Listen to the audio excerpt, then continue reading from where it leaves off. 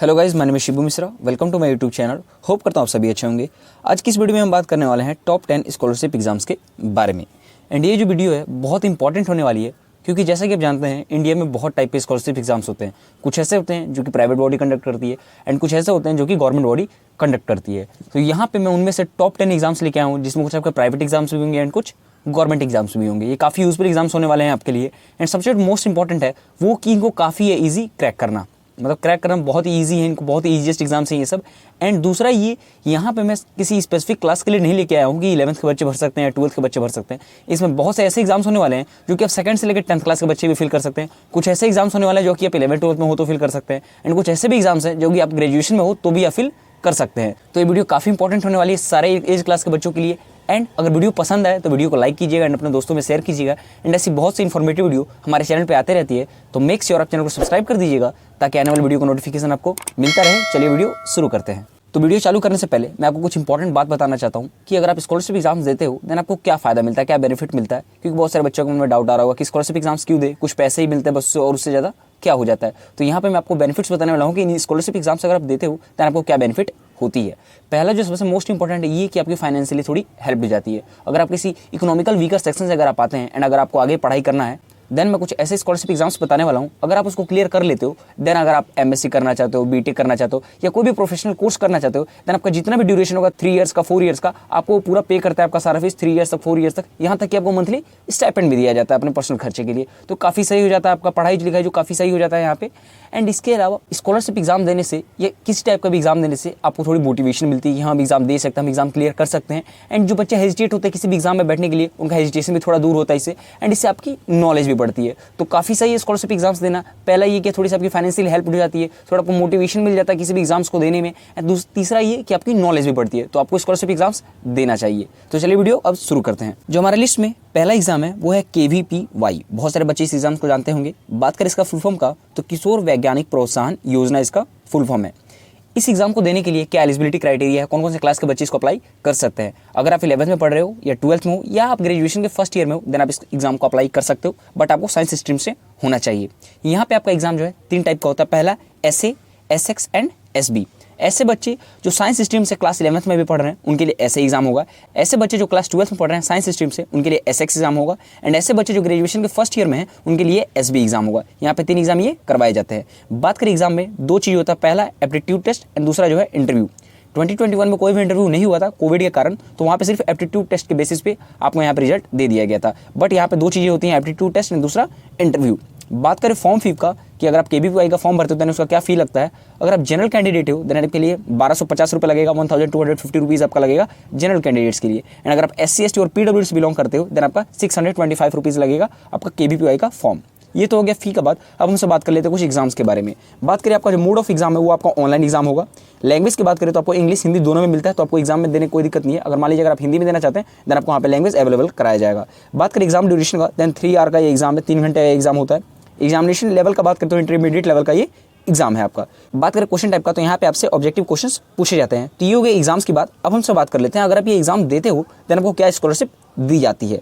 तो बात करें अगर आप SA, SX, SB क्लियर कर लेते हो, अगर मान लीजिए आपने ग्रेजुएशन के फर्स्ट ईयर में अगर आप SB क्लियर कर लिया देन आपका जो सेकंड ईयर और थर्ड ईयर ग्रेजुएशन का उसमें आपको मंथली 5000 रुपीज़ दिया जाएगा। इसके अलावा एनुअल कॉन्टीजेंसी ग्रांट आपको दिया जाएगा, मीन्स बुक्स के लिए RS 20,000 पर एनम दिया जाएगा आपको। अगर आप मान लीजिए 12th में एग्जाम दे रहे हो देन आपको जो तीनों थर्ड ईयर है पूरा first year second year third year आपका ग्रेजुएशन का देन आपको पर मंथली वहाँ पे 5000 रुपीज़ दिया जाएगा। एंड इसके अलावा 20,000 रुपीज़ बुक्स के लिए आपको एनुअली दिया जाएगा। एंड अगर आप मान लीजिए आप आगे भी पढ़ाई करना चाहते हैं, अगर आप MSc करना चाहते हैं 4th 5th ईयर देन आपको वहाँ पे मंथली 7,000 रुपीज़ दिया जाएगा। एंड एनुअली आपको 28,000 रुपीज़ दिया जाएगा बुक्स के लिए। अगर आप MSc करना चाहते हो इंटीग्रेटेड MSc, MTech, MS कुछ भी करना चाहते हो 4th 5th ईयर में आपको 2 ईयर्स के लिए आपको मंथली 7,000 रुपीज़ दिया जाएगा। एंड एनुअली आपको 28,000 रुपीज़ दिया जाएगा बुक्स के लिए।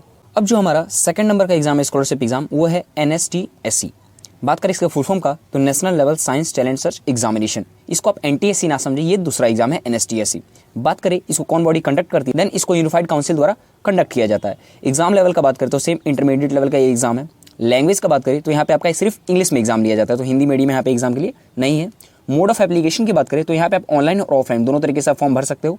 मोड ऑफ एग्जाम का बात करें तो आपका यहाँ पे ऑफलाइन एग्जाम लिया जाता है, किसी भी आपको सेंटर में विजिट करके आपको ये एग्जाम देना पड़ेगा। बात करें आपका एग्जाम ड्यूरेशन का कि कितनी देर का एग्जाम होगा देन आपका 1 आवर मीन्स 1 घंटे का आपका यहाँ पे एग्जाम होता है।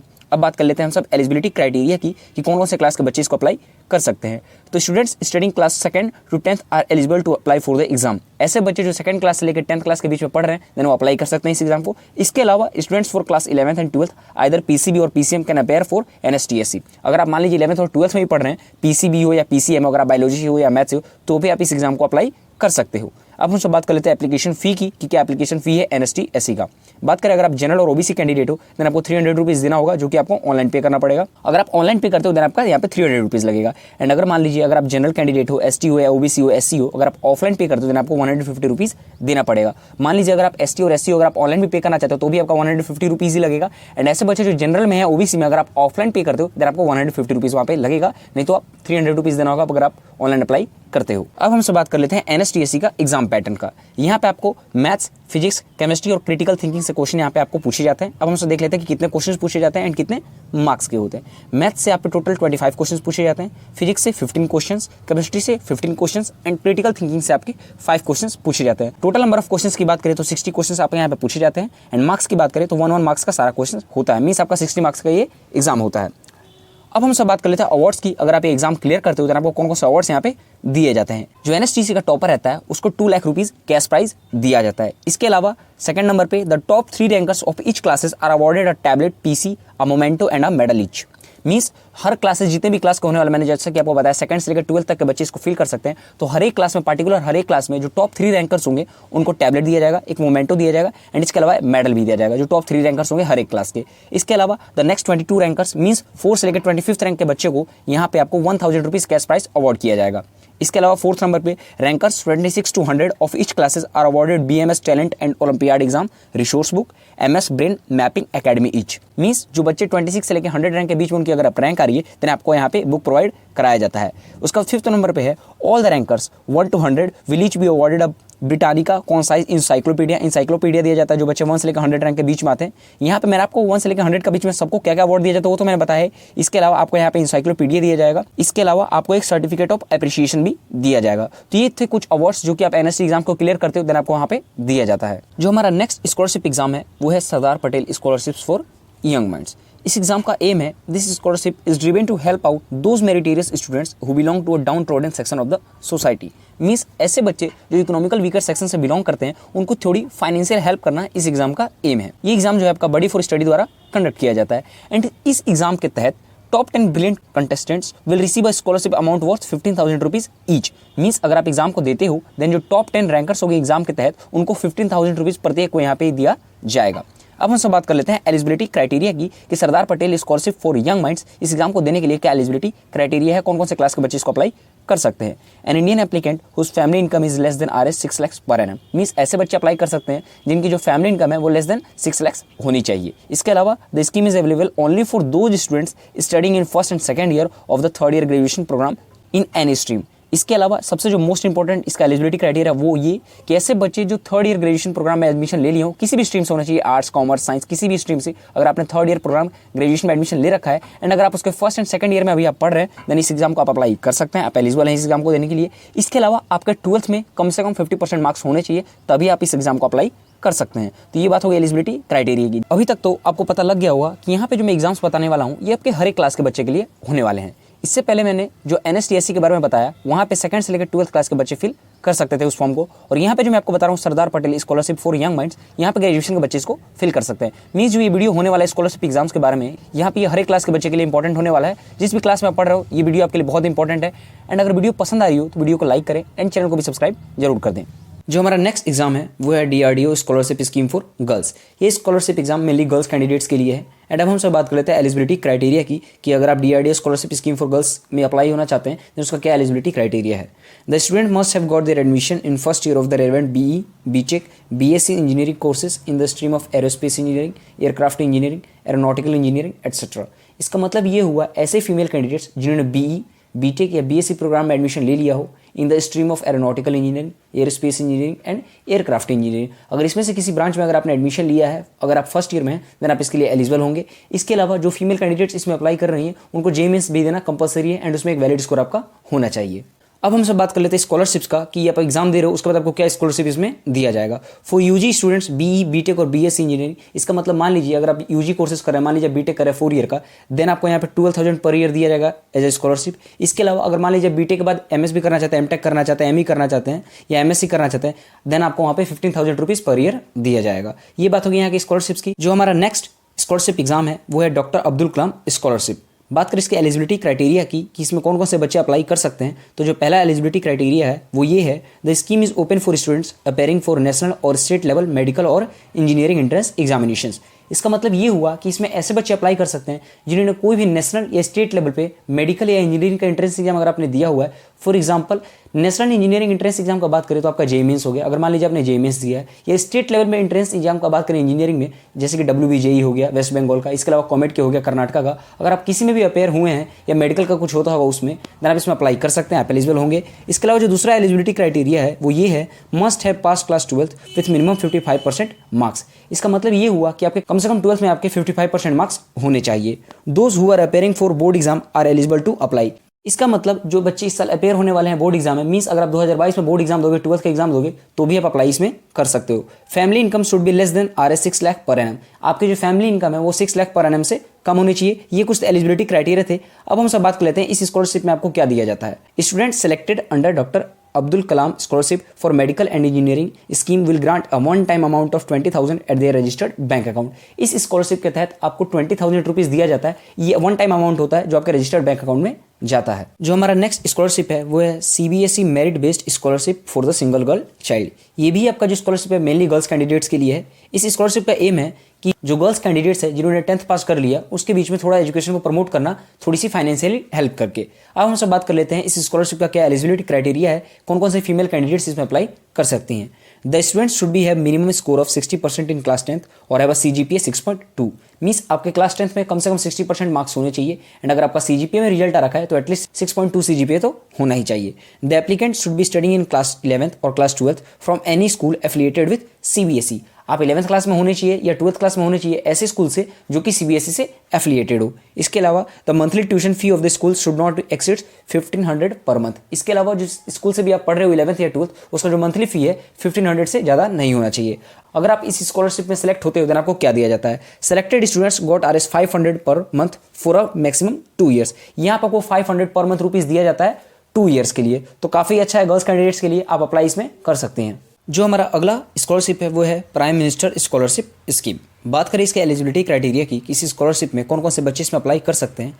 The students should be enrolled in the professional course of any field like dental, medical, BCA, engineering, BBA, B pharma, nursing. इसका मतलब ये हुआ ऐसे स्टूडेंट्स जिन्होंने प्रोफेशनल कोर्स में इनरोल कर रखा हो, जैसे कि आपने मान लीजिए इंजीनियरिंग में एडमिशन ले लिया है, मेडिकल में ले लिया है, डेंटल में ले लिया है, B फार्मा, BBA, ऐसे कोर्सेज में अगर आपने इनरोल कर रखा है देन आप एलिजिबल होंगे इस स्कॉलरशिप के लिए। इसके अलावा he and she means male या female candidates should have minimum score of 60% marks in the qualifying exam whether in class 12th, diploma और बैचलर्स। मीन्स जो मेल और फीमेल कैंडिडेट्स इसमें एलिजिबल हो रहे हैं उनका कम से कम 12th, बैचलर्स या डिप्लोमा में कम से कम 60% मार्क्स होने चाहिए। ये बात होगी एलिजिबिलिटी क्राइटेरिया की। अब हम सब बात कर लेते हैं स्कॉलरशिप की कि इसके प्राइम मिनिस्टर स्कॉलरशिप स्कीम के तहत आपको क्या क्या इसमें दिया जाता है। पहला ये, the selected female students will be awarded 27,000 rupees annually. जो सेलेक्टेड फीमेल कैंडिडेट्स हैं उनको 27,000 रुपीज़ उनको एनुअली दिया जाता है। इसके अलावा the selected male students will given 24,000 annually, and जो मेल कैंडिडेट्स हैं उनको 24,000 दिया जाता है एनुअली। इसके अलावा मंथली स्टाइपेंड भी दिया जाता है। जो फीमेल कैंडिडेट्स होती हैं उनको 2,250 रुपीज़ दिया जाता है as a stipend per month, and जो मेल कैंडिडेट्स होते हैं उनको 2,000 रुपीज़ दिया जाता है as a stipend per month. ये बात होगी स्कॉलरशिप की, काफ़ी अच्छा स्कॉलरशिप है, आप इसमें जरूर अप्लाई करें। एंड अब जो नेक्स्ट स्कॉलरशिप टेस्ट है वो है all India meritorious scholarship test, जिसको AIMST के भी नाम से जाना जाता है। हम सब बात कर लेते हैं इस टेस्ट का क्या एलिजिबिलिटी क्राइटेरिया है, कौन कौन से बच्चे इसमें अप्लाई कर सकते हैं। Aspiring candidates who have appeared for their board exam 10th और 12th और परसुइंग क्लास 11th और 12th are eligible to apply for the scholarship. इसका मतलब ये हुआ आपने 10th का बोर्ड एग्जाम दिया है या 12th का बोर्ड एग्जाम दिया है या आप 11th में पढ़ रहे हो देन आप इसके लिए एलिजिबल हो सकते हैं। मीन्स 10th से 12th के बच्चे इसमें अप्लाई कर सकते हैं। हम सब बात कर लेते हैं जो आप टेस्ट देने वाले हो उसमें कौन कौन से आपके सब्जेक्ट पूछे जाते हैं। इसमें आपका GK, current affairs, mental ability, elementary math और वर्बल एबिलिटी जैसे सब्जेक्ट से क्वेश्चन में पूछे जाते हैं। कुछ हार्ड एग्जाम नहीं होता है, मैं बताता हूँ कैसे। इसमें हम सब एग्जाम पैटर्न देख लेते हैं। बात करें आपका यहाँ पे जीके और करंट अफेयर से टोटल 20 क्वेश्चंस पूछे जाते हैं। मेंटल एबिलिटी और एलिमेंट्री मैथ से आपका टोटल 20 क्वेश्चंस और वर्बल एबिलिटी से आपके 20 questions. Total number of questions की बात करें तो 60 क्वेश्चंस एंड यहाँ पे आपको टाइम दिया जाता है 40 मिनट। अब यहाँ पे आप देख रहे हो कि टाइम यहाँ पे कम है एंड क्वेश्चंस ज़्यादा है, मीन्स आपके ऐसे यहाँ पे क्वेश्चंस होंगे जो आपको देखते ही टिक मार देगा, मीन्स यहाँ पे आपके ईजी क्वेश्चंस आपके यहाँ पे पूछे जाएंगे। एंड बात करें अगर आप इस एग्जाम को क्लियर कर लेते हो देन आपको क्या अवार्ड यहाँ पे दिया जाता है। अगर आप फर्स्ट नंबर पे आते हो देन यहाँ का जो फर्स्ट प्राइज है वो 25,000 रुपीज़ आपको दिया जाएगा, जो कि टोटल 4 स्टूडेंट्स को दिया जाता है। वहीं बात करें सेकंड प्राइज का तो 10,000 रुपीज़ है, जो कि 40 स्टूडेंट्स तक को दिया जाता है। एंड बात करें थर्ड प्राइज का तो 5,000 रुपीज़ है, जो कि 80 स्टूडेंट्स तक दिया जाता है। इसके अलावा जो भी बच्चों का 80% या उससे ज़्यादा है उनको सर्टिफिकेट्स दिया जाता है। तो यहाँ पे टोटल आपके 1000 बच्चों में यहाँ पे प्राइज जो है डिस्ट्रीब्यूट होता है। अब जो हमारा अगला स्कॉलरशिप है वो है विद्याधन स्कॉलरशिप।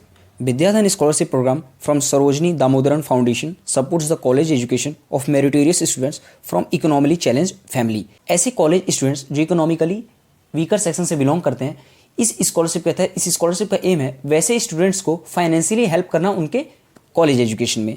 इसके अलावा इस स्कॉलरशिप के तहत आपको 10,000 से लेकर 60,000 के बीच में अमाउंट आपको यहाँ पे प्रोवाइड कराया जाता है based on your courses. Means आपके ग्रेजुएशन कोर्स के बेसिस पे आपको 10,000 से लेकर 60,000 यहाँ पे अमाउंट आपको प्रोवाइड कराया जाएगा पर ईयर। इसके अलावा और भी चीज़ों पर यहाँ पे आपका अमाउंट जो वेरी करता है आपके स्टेट पे, आपके कोर्स पे एंड आपके कोर्स के ड्यूरेशन पे यहाँ पे वेरी करता है ये अमाउंट। अब जो हमारा लास्ट स्कॉलरशिप है वो है जियो स्कॉलरशिप, जो कि 10th नंबर का स्कॉलरशिप है। एंड ऐसा नहीं है इस वीडियो में जो 1 नंबर पे वो ज़्यादा अच्छा स्कॉलरशिप है, जो 10th नंबर पे वो बेकार है। सारे ही एक बराबर है एंड काफ़ी यूजफुल है ये सारे स्कॉलरशिप, तब इसमें जरूर अप्लाई करें।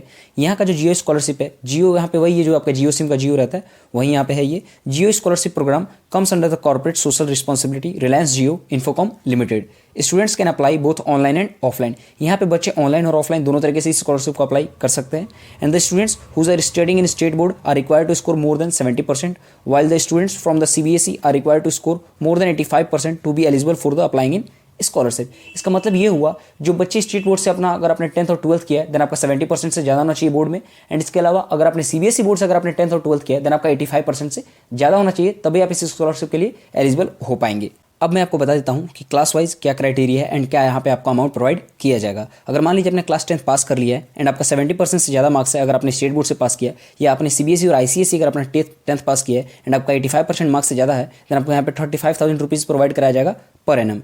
इसके बाद यहाँ पे हमसे बात कर लेते हैं क्लास 12th के लिए। अगर मान लीजिए आपने क्लास 12th पास कर लिया है एंड अगर आपने स्टेट बोर्ड से किया है देन आपका 65% से ज़्यादा होना चाहिए। एंड वही मान लीजिए अगर आपने CBSE और ICSE बोर्ड से पास किया है देन आपका 80% से ज़्यादा होना चाहिए। एंड अगर है देन आपको यहाँ पे 45,000 रुपीज़ यहाँ पे दिया जाएगा। उसके बाद बात करें ग्रेजुएशन का देन आपका 75% से ज़्यादा होना चाहिए बोर्ड एग्जाम में। उसके बाद आपको 52,000 रुपीज़ यहाँ पे आपको दिया जाएगा। बात करें क्लास 11th में, मीन्स आपका जो क्लास 10th है उसमें आपका 70% से ज़्यादा होना चाहिए या 85% से ज़्यादा होना चाहिए अगर आप CBSE और ICSE पढ़े हुए हैं देन आपको यहाँ पे 38,000 रुपीज़ यहाँ पे आपको दिया जाएगा। वहीं बात करें हम सब पोस्ट ग्रेजुएशन का एंड अगर आप ग्रेजुएशन में 75% या उससे ज़्यादा मार्क्स है देन आपको यहाँ पे 55,000 रुपीज़ यहाँ पे आपको प्रोवाइड कराया जाएगा। तो ये काफ़ी अच्छा स्कॉलरशिप है, आप इसके लिए जरूर अप्लाई करें। तो यहाँ पे मैंने डिटेल में सारे स्कॉलरशिप एग्जाम्स को अच्छे से समझा दिया है। एंड अगर फिर भी आपके मन में कोई भी डाउट है देन आप मुझे कमेंट करके पूछ सकते हैं। एंड अगर आप चाहते हैं कि कोई और स्कॉलरशिप एग्जाम्स के बारे में आप डिटेल में जानना चाहते हैं देन आप मुझे कमेंट करके बता सकते हैं। एंड ऐसे बहुत से इन्फॉर्मेटिव वीडियो हमारे चैनल पे आते रहती है। एंड होप करता हूँ आपको ये वीडियो पसंद आई होगी, तो वीडियो को लाइक करें, शेयर करें एंड चैनल को जरूर सब्सक्राइब करें। एंड अगर आप चाहते हैं कि जितने भी एग्जाम्स आने वाले हैं एंड अगर आप उसके अपडेट्स चाहते हैं देन आप मुझे टेलीग्राम चैनल पे ज्वाइन कर सकते हैं। उसका लिंक आपको मेरे चैनल का अबाउट सेक्शन में मिल जाएगा या डिस्क्रिप्शन बॉक्स में मैं उसका लिंक डाल दूंगा, आप वहाँ से ज्वाइन हो सकते हैं। क्योंकि मैं वहाँ पे रेगुलर अपडेट देते रहता हूँ कि कौन सा एग्जाम आने वाला है, क्या उसका लास्ट डेट है, तो आप वहाँ पे ही ज्वाइन हो सकते हैं। Thank you.